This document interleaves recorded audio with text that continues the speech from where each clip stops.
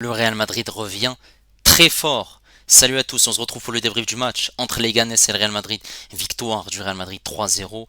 3 buts qui ont été inscrits par Mbappé à la 43e minute de jeu, Valverde à la 66e minute de jeu et Jude Bellingham à la 85e minute de jeu. Merci aux personnes qui étaient présentes avec moi en live pour suivre ce match. N'hésitez pas à liker et à vous abonner si vous êtes nouveau. On est parti pour les statistiques de cette rencontre qui sont à l'avantage du Real Madrid. 16 tirs, 9 tirs cadrés, 3 buts. Les Ganes, c'est 4 tirs, 0 cadré, 0 pointé. 32% de possession de balle, c'était très faible. 68 pour le Real Madrid, 629 passes pour cette équipe madrilène, 294 pour les Ganes, précision de passe à 89% pour le Real Madrid, 78 pour les Ganes, 11 fautes madrilènes, 17 pour cette équipe de Leganés qui a pris seulement 2 cartons jaunes, 2 hors-jeu pour les Ganes, 1 pour le Real Madrid, 4 corners madrilènes et 2 pour les Leganés, et là on est parti en image pour les 3 buts du match. Cette équipe de Leganés a évolué en 4-2-3-1 et cette équipe du Real Madrid a évolué en 4-3-3 avec Courtois. On avait Valverde qui était sur ce côté droit vu qu'il y a des blessés. On a Carvajal et Vasquez qui sont blessés. En charnière centrale, Asensio était pour la première fois titulaire aux côtés de Rudiger vu que Militao est blessé fin de saison. Et on a aussi Alaba qui n'est pas encore revenu de sa blessure sur le côté gauche. On avait Fran Garcia. Au milieu de terrain, on avait Camavinga, Ceballos et Bellingham. Chouameni toujours blessé. Et en attaque, on avait Vinicius à gauche. Mais il n'était pas vraiment à gauche puisque c'était Mbappé sur le côté gauche. Voilà. Vinicius était en faux numéro 9. Mais bon, Vinicius et Mbappé bougeaient énormément au niveau de leur positionnement. Et sur le côté droit, on avait Arda Güler préféré à Brahim Diaz. Et c'est cette équipe du Real Madrid qui, à la 42e minute de jeu, grâce à Bellingham, il va presser, récupérer un ballon, faire cette passe en même temps pour Vinicius. Vinicius qui va emmener ce ballon, rentrer dans cette surface de réparation. Il va fixer, il aurait pu tirer et il va faire cette passe pour Mbappé. Sur ce coup-là, il a été altruiste et Mbappé qui marque ce but, ce qui fait 1-0 pour le Real Madrid et Mbappé qui est venu féliciter son compère du Real Madrid, Vinicius, pour cette passe décisive. Ensuite, on est en deuxième mi-temps. Voilà, le Real Madrid qui mène toujours dans cette rencontre et qui a réussi à avoir de multiples occasions. On va avoir un coup franc ici qui va être pépite. Un coup franc magnifique. Ce coup franc qui est travaillé à l'entraînement, ça se voit clairement, une combinaison à 3. On voit qu'il y a Ceballos, Valverde et Arda Güler. Ceballos va faire ici la passe pour Güler. Güler, une nouvelle fois, va avoir le ballon et va lâcher son pied. Et Valverde va frapper. Et Dimitrovic, il est battu. Ça fait 2-0 pour cette équipe du Real Madrid qui a marqué un magnifique but grâce à l'Uruguayen qui était aujourd'hui le capitaine de cette équipe. Voilà la joie des 3 joueurs qui ont participé à ce deuxième but. Et ensuite, on est en fin de rencontre et on va avoir un corner qui va être tiré par Modric. Rudiger va réussir à faire cette passe pour Brahim Diaz. Brahim Diaz qui ici veut vouloir frapper mais c'est un peu compliqué. Il va se retourner ici. Il est gêné par aucun joueur de Leganés. La frappe va être contrée, plutôt détournée, ça va toucher la barre transversale. Le ballon va revenir et qui est dans cette zone? Eh ben c'est Jude Bellingham qui va marquer de la tête son deuxième but de la saison, ce qui fait 3-0. La fameuse célébration de Bellingham qui est très content. Victoire nette et sans bavure des Madrilènes. Et bah cette équipe du Real Madrid n'a fait qu'une bouchée de Leganés. Voilà, ils ont été très forts dans tous les compartiments de jeu, que ce soit défensif ou offensif. On a vu une équipe de Leganés qui a eu du mal à s'exprimer offensivement et une équipe du Real Madrid qui a été plutôt sereine, confiante. Il n'y avait rien à dire sur ça. Et voilà, cette équipe du Real Madrid qui a été très très très bonne en première mi-temps. Ils arrivent à multiplier les occasions avec Mbappé, avec Vinicius, Güler, le crochet, la frappe. Pas mal d'occasions, pas mal d'arrêts de la part de Dimitrovic qui a essayé de limiter la casse. On avait cette défense aussi qui était très basse et on avait surtout un bloc défensif qui défendait très très bien jusqu'à l'ouverture du score de Kylian Mbappé. Voilà, ce pressing très bien joué de la part de Bellingham et ensuite c'est Vinicius qui sert Mbappé. Et voilà, le Real Madrid qui mène à la pause 1-0. En deuxième mi-temps, le Real Madrid a continué sur cette première mi-temps. Ils ont accéléré, ils ont varié le jeu avec les montées de Fran Garcia, les montées de Valverde également hein, sur ce côté droit qui a été excellent, hein, surprenant. Pas mal d'actions aussi de la part de Mbappé. Deux, on va y venir juste après. Voilà, pas mal de situations et cette équipe du Real Madrid qui devait marquer ce deuxième but puisque on savait qu'à tout moment cette équipe de Leganés pouvait potentiellement marquer, même s'ils avaient très peu d'occasions puisqu'ils jouaient uniquement sur des longs ballons et sur des centres. Voilà. Il y a eu notamment cet arrêt de Courtois, mais sinon, voilà, c'était pas vraiment un danger hein, de la part de Leganés. Voilà, c'était plutôt une équipe qui était très faible malgré tout. Et sur ce coup franc, bah, cette équipe du Real Madrid va réussir à marquer. Très belle combinaison. Et ensuite, il y a eu des changements effectués par Carlo Ancelotti. Et ensuite, en fin de match, ce troisième but, grâce à Brahim Diaz, Bellingham qui, le ballon lui revient, il marque ce troisième but. Voilà, cette équipe du Real Madrid qui a été très très bonne. Et on a vu une équipe de Leganés qui n'a rien fait du tout, clairement. Voilà, c'était très compliqué. Et forcément, hein, cette équipe de Leganés qui est mal classée, hein, qui sont 14e. Et on a cette équipe du Real Madrid qui revient à 4 longueurs hein, du Barça. Quand même, hein, 4 longueurs, sachant qu'ils ont un match en moins contre Valence. Maintenant, on va parler de la prestation des joueurs du Real Madrid. À commencer par Thibaut Courtois. Courtois, eh ben, il n'a pas été mis en danger. Courtois a été serein. Il y a eu un arrêt sur cette frappe de Mounir. Et sinon, c'était un match plutôt tranquille pour le portier belge. Sur le côté droit, on avait un Valverde qui a été excellent. En l'absence de Vasquez et de Carvajal blessés, il a fait un match incroyable.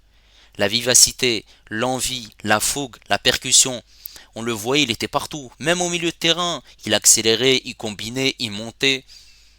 Quel joueur, incroyable. Par contre, lorsqu'on a vu un Valverde sur ce côté droit, on a vu que Valverde manquait au milieu de terrain du Real Madrid. Et ça, c'est dommage. Mais bon, voilà, le Real Madrid, ils sont obligés de faire de lui une solution de dépannage hein, sur ce côté droit, malheureusement. Il faut trouver une solution et la solution pour l'instant est ce nom Valverde qui n'a pas été mauvais. Maintenant à voir hein, s'il va mettre la même intensité contre Liverpool hein, mercredi en Ligue des Champions puisque ce ne sera pas le même client en face. Cette charnière centrale Asensio-Rudiger. Asensio il m'a surpris.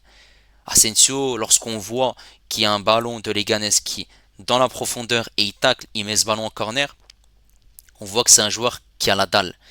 On voit vraiment l'ADN du Real Madrid dans ces joueurs de la Castille. Hein. Et clairement, on le voit, hein, Asensio, qui va avoir du temps de jeu forcément, vu qu'il n'y a pas énormément de joueurs qui sont disponibles en charnière centrale, vu que Chouamini, qui pouvait aussi jouer en défense centrale, est aussi blessé. Et Asensio était très très très pertinent. Belle entente avec Rudiger, il a obtenu des fautes, il a été juste dans les duels, dans l'agressivité, l'envie aussi. Il y avait un joueur aujourd'hui qui était très très bien, bon, sachant que voilà, il avait joué ce dernier match contre Osasuna où il est rentré en jeu et il a marqué ce but. Et aujourd'hui, il a fait une prestation propre. Et ça fait bah, plaisir hein, pour lui et pour cette équipe du Real Madrid. Et à ses côtés, on avait un Rudiger, comme d'habitude. Rudiger, il a la dalle. Rudiger, il a les canines. Rudiger, il va te bouffer comme un chien, comme un pitbull.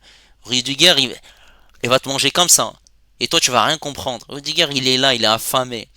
C'est comme si tu lui poses une barquette de poulet et tu lui dis tiens une petite cuisse, c'est pour toi. Lui il veut pas de ça, ça c'est rien du tout. Il faut lui donner un gros poulet, bien garni, avec des pommes de terre aussi avec des épices, une petite sauce qui va avec, une petite sauce voilà qui accompagne ce poulet, ces pommes de terre pour faire un match une nouvelle fois de patron. Rudiger c'est un patron, il est là pour t'abattre. Toi tu comprends rien. Et lui, il met les ingrédients sur le terrain. Eh oui, c'est lui qui met le sel, le poivre, le cumin, comme une recette de cuisine. Vous allez dire, mais qu'est-ce qu'il raconte celui-là? C'est un cuisinier, lui, sur le terrain. Il est là pour se battre avec toi, pour mettre beaucoup de combativité, pour avoir la dalle. Et on l'a vu, clairement, bien sûr, au sens figuré, hein, il va pas te manger, bien évidemment. Même si on l'a déjà vu hein, dans d'autres matchs où il mordait les joueurs. Mais bon, voilà, Rudiger a fait un match très très très intéressant. Comme d'habitude, il a même aussi donné des consignes à Asensio pour l'aider au niveau de son positionnement sur le terrain. Et ça fait énormément bah, progresser un joueur comme Asensio qui est encore très jeune et qui a encore une grande marge de progression. Sur ce côté gauche, on avait un Fran Garcia. Fran Garcia. Mais Fran Garcia, aujourd'hui, il a fait un match intéressant. D'habitude, Fran Garcia, c'est un peu compliqué. Fran Garcia, aujourd'hui, il avait beaucoup d'espace devant lui. On le voyait accélérer, monter, apporter aussi du danger. Rentrer dans cette surface de réparation, voire centrer ou faire la passe en retrait. Aujourd'hui, il a apporté Fran Garcia. Défensivement aussi, il a été costaud. Voilà, c'était un peu compliqué sur certaines séquences où on voyait cette équipe de Leganés prendre la profondeur, essayer d'attaquer, notamment avec Mounir et Cruz, les ailiers de cette équipe de Leganés. Mais sinon, un match correct dans l'ensemble de cette rencontre. Ensuite, au milieu de terrain, on avait un Camavinga. Camavinga a été pertinent en numéro 6, même si on aime bien voir un Camavinga un cran plus haut. Et aujourd'hui, Camavinga a ressorti les ballons proprement. Beaucoup d'intensité au niveau du pressing, il était là. Il montait très haut aussi pour récupérer les ballons dans cette zone de Leganés, pour les asphyxier tout simplement. Camavinga était pertinent, intéressant pour mettre aussi des longs ballons pour aider ses coéquipiers, tout simplement. Match intéressant et pertinent de la part de Camavinga. Ensuite, on avait Ceballos et Bellingham. Avant de parler de Bellingham, Ceballos, c'est pas un gros match de Ceballos, mais c'est un match abouti. Ceballos a participé à ce deuxième but où il y a eu cette combinaison à 3. Et Ceballos, voilà. On le voyait dans plusieurs zones du terrain. On voyait aussi par moments sur ce côté droit, il va Valverde glisser au milieu de terrain pour compenser. Et Ceballos a été intéressant, même si il apportait pas vraiment offensivement, mais on le voyait servir rapidement ses partenaires, donner des bons ballons rapidement, l'intensité, la différence qu'il faisait aussi sur cette équipe de Leganés. Il a été juste et propre dans toutes les interventions qu'il a fait et même dans les duels qu'il a gagnés. Le match de Ceballos est top.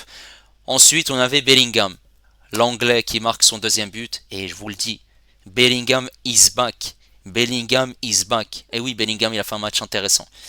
Et Bellingham, dans ce registre-là, au milieu de terrain, Bellingham n'est pas très bas. C'est ça qui est bien, puisque, voilà, on l'a vu lors des précédents matchs, que c'était compliqué, on voyait un Bellingham frustré, mais là, il a marqué son but.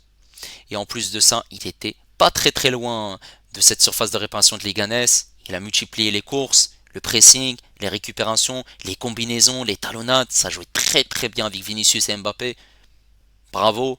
En plus, ils s'entendaient très bien. Peut-être, voilà, qu'il faut jouer avec un 4-3-3 et un Bellingham qui joue en milieu relayeur, puisqu'il a été pertinent. Après, forcément, il faudra trouver l'équilibre pour ne pas se faire contrer et que cette équipe, l'adversaire en face, prenne l'incendant. Et aussi, voilà, il faut faire attention à voir ce que Carlo Ancelotti peut faire. Après, forcément, ça peut être une solution.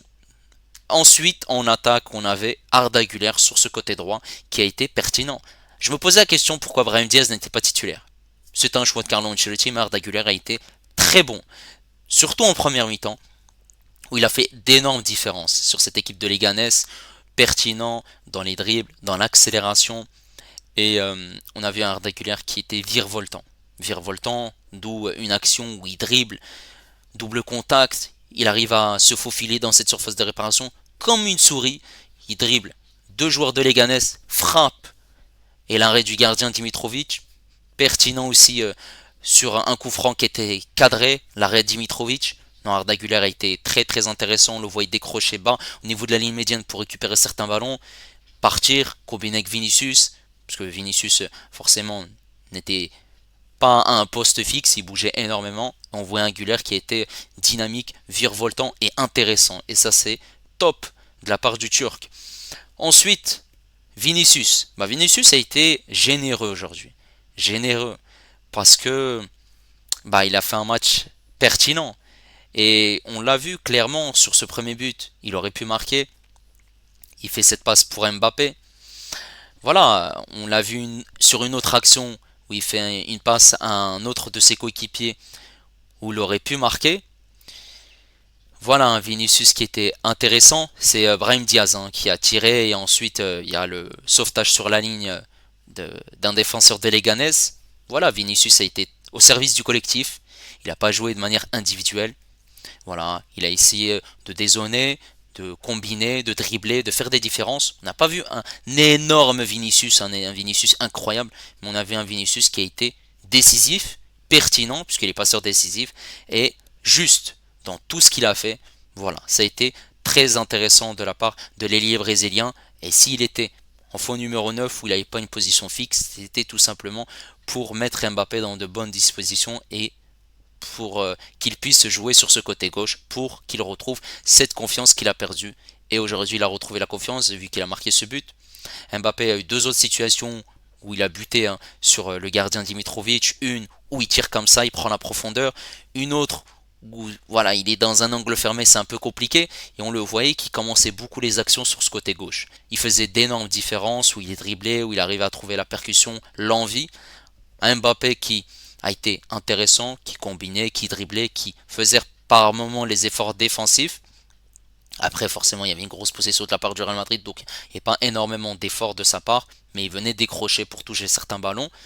Et on voit qu'aujourd'hui, lorsqu'il joue ailier gauche, bah, c'est pas la même chose lorsqu'il joue en faux numéro 9, mais bien sûr, voilà, c'était temporaire, et Carlo Ancelotti l'a dit, Vinicius sera toujours l'ailier gauche pour le Real Madrid, et c'est tout à fait normal, puisque lorsque Vinicius est en grande forme, bah Vinicius est trop fort tout simplement. Mais c'est bien pour Mbappé. Voilà, il a fait un match plutôt correct. C'est pas un gros match. C'est un match voilà, pertinent.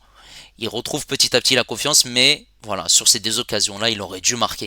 Et il doit être plus efficace devant le but pour être un renard des surfaces tout simplement, puisque c'est maintenant ce rôle-là qu'on lui donne. C'est un rôle de numéro 9, et le numéro 9 doit marquer des buts. Voilà. N'hésitez pas à me dire ce que vous avez pensé de cette rencontre. Cette équipe du Real Madrid revient très fort. Maintenant, ça sera Liverpool en Ligue des Champions. Et Liverpool, c'est un sacré client, puisqu'ils sont leaders de cette Ligue des Champions, mais leaders aussi de Première Ligue. Eux qui ont battu Southampton, qui ont 8 points d'avance sur le deuxième de Première Ligue. Et Liverpool, qui est très très fort en ce moment. Ils sont dans une forme incroyable. Voilà. Ils ont fait 13 victoires sur les 14 derniers matchs. Premier, comme je l'ai dit, 8 points d'avance sur Manchester City. On verra ce que ça va donner cette rencontre. N'hésitez pas à liker, n'hésitez pas également à vous abonner si vous êtes nouveau. Et moi je vous dis à la prochaine. Ciao les amis.